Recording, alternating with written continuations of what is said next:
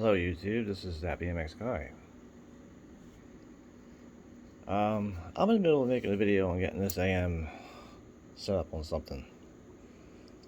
I kind of put the threaded driver with the threaded lock ring, cog, track ring, whatever you want to call it, on there. I was trying to get it on one of the standards and it didn't seem like it wanted to fit right. So, in this video, it's just going to be about some custom frames of future. So right here in front of you, that's number 2. That's standard number 2. That's the black one. Standard number 1 is up there on the wall that I had for a few years. It's been working fine. But the main problem with them is the fact that the dropouts are very small. Now I'm getting a third one made to be basically a replacement for that guy. So my issue is that clear overall just doesn't cut it. I mean, yeah, it's just one little spot there, but there's other spots. The fact that I had to put the sticker here because the paint just chipped right off a rock or something. I mean, powder coat just doesn't hold up. I mean, it looks nice with the burns and stuff, but it's just not really worth the time to sit there with upkeep, you know, making sure it's not, you know, it doesn't rust. But yeah, the dropouts are too short usually, and you have to use like these JW taint attachers to really get the wheel to go back. Like I had the wheel up a little bit further before, so the Quayman pops are working fine, but I had to get these to put the wheel back a little bit. The 48 fits in there fine, and this is a 15 now because I don't think I'm kind of tired of the 48-14. It just seemed like it was too difficult to pedal. Like it just starts, oh, it makes me fade in a sense.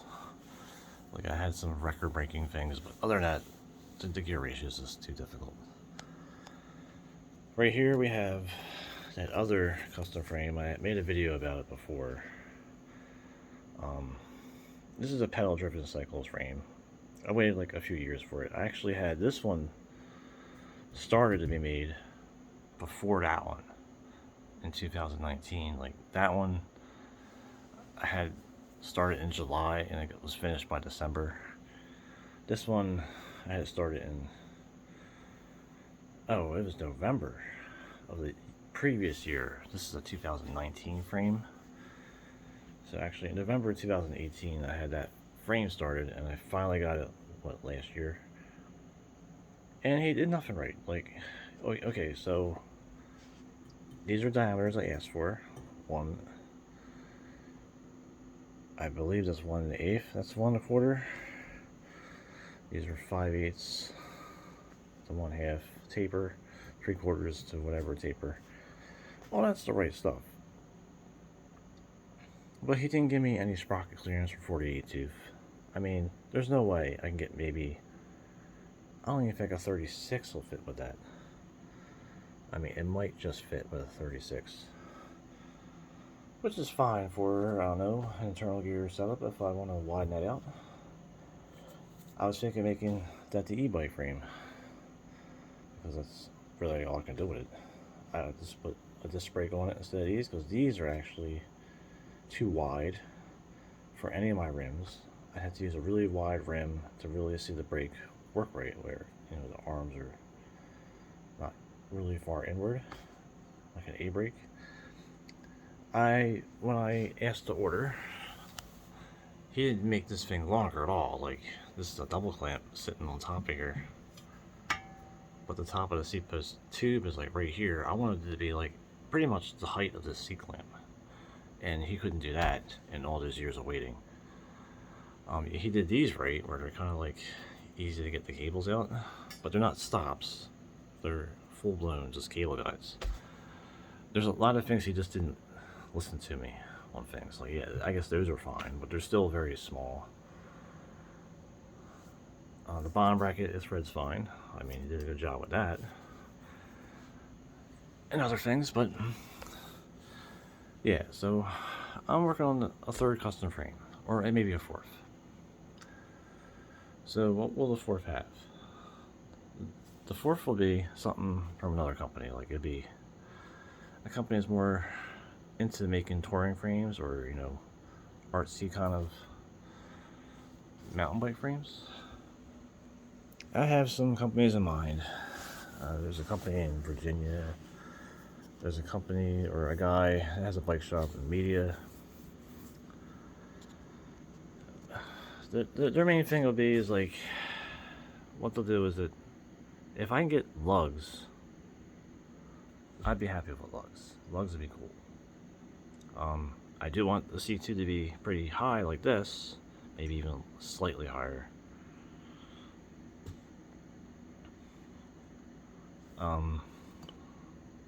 And just this fin, rubbery tubing like this. It's like kind of rubber bands.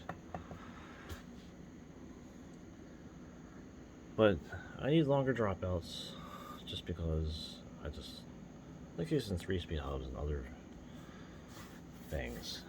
I want fender rack mounts.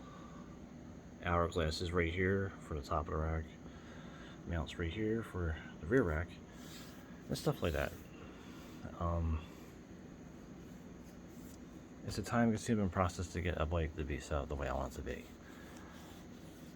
And if you go to a BMX manufacturer, they don't really want to do that. They just want to assemble BMX frames. That's it. They don't want to do anything else. They figure like, oh, you're never going to tour on a bike like this. You're only supposed to like do tricks and fly off rooftops and stuff, and you know, pretend it's a fucking circus. Otherwise, I'm not going to build you a frame that you want. I just want you to have a frame for, like, you know, Circus X. So I'm not really going with these other companies that make the frame I want for a touring frame. But this is the closest that I got. I'd say, like, yeah, so he did something where this is a 31/8 outer diameter, which is why that C-clamp is enormous. Now it adds a little bit of thickness to the tube. Like, it probably makes it so if this frame is 4 pounds 5 ounces, that's probably most of the weight added is the meat of the C-tube. Everything else about the frame is obviously very lightweight.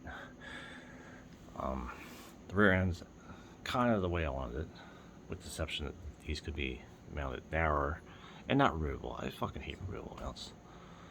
I think what's going to happen is I'm going to cut these off, grind them down, cut those guides, or maybe let's leave the guides. That might be good for the disc brake, because I bought a disc brake adapter. I'm just going to use a disc brake hub or something on this thing. There's no real clearance here, so maybe the best I can do is a 42. I know this 46, as far out as it sits, just where it would actually rub, like right there, it just wouldn't work. It'd be too far out, and it'd be nowhere near in line with the rear freewheel at all. But maybe if it's like a 42 or 36, it might be fine.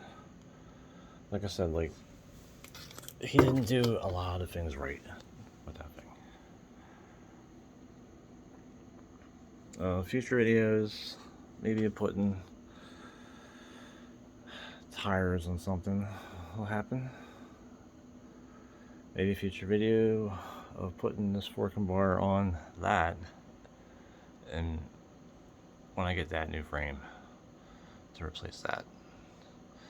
Now, it doesn't necessarily need to be replaced, but I don't know. I just don't know. Remember the speed wagons, the speed wagon that was set up for touring. You know, those frames, what if I just had a seat tube like put in them that was longer? I mean, everything else was fine about them. I mean, they had clearance for sprockets, for example. It was easy to get like the 3-speed hub on them. The adapters for the rear rack worked really well with this guy. I mean, it'd be great if I can just get someone just to put a C-tube in at least one of the frames.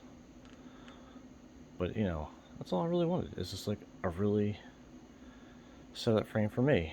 And when you try to get custom frames, you just can't do it. I don't know. Like I said, I'm going to look into other companies, see what their cost is.